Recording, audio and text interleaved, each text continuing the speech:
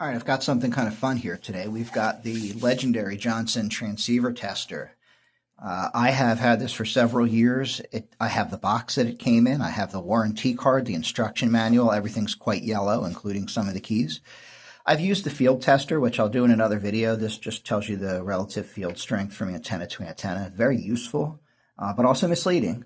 It led me to believe that I had a handheld radio that did not transmit. For years, I assumed that it didn't transmit because I was not able to pick up any actual power off the antenna.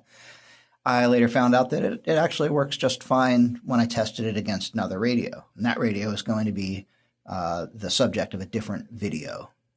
So what I'm going to test in this video is the actual output dead key power for a Cobra 19 Ultra. A lot of people would scoff at this radio and say, there's no way that thing's even close to 4 watts from the factory. That's the question. Is it? Honestly, I don't have high expectations either, but I can't make the assumption until I test. So let's see. I'm going to open up to the page where it gives us the instructions for how to do that.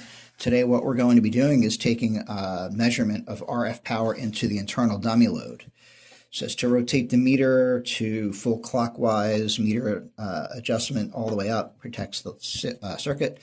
Rotate RF power to SWR, that's already done. Push the yellow rocker to dummy, it is on dummy. Gray rocker to RF power, and that's done. So we're set up. Out of the back of the Cobra 19, we go into the dummy load of the transceiver tester. So when we key up, what we're supposed to see here is the actual output in watts, and the top line here is the watts for the assumption that most radios are a 4-watt radio. Does it key at 4 watts? Let's find out. It absolutely does. We've got 4 watts output power. That was channel 40, and I'm just going to pop down to channel 1. And just as close. It's maybe 3.9 on channel 40 and 3.8 on channel 1. Okay, so on channel 40, there we go. Nice 4 watts. Nice dead. That wasn't 3.9. That is 4 watts.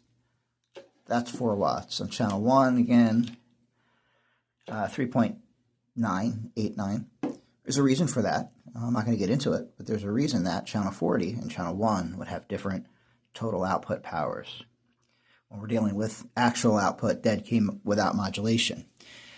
Now to test modulation, which I assume and believe modulation on this is weak, because having used it, I have found that unless you use a power mic, it's whisper quiet.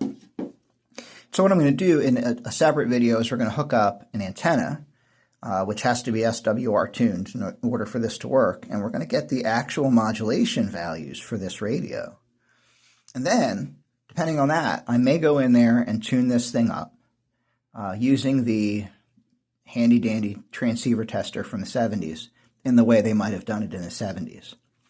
So just wanted to share that with you. It's a really neat piece of equipment that you can get on eBay for, they average about $80. I think I probably paid somewhere in that ballpark. I cleaned mine up considerably.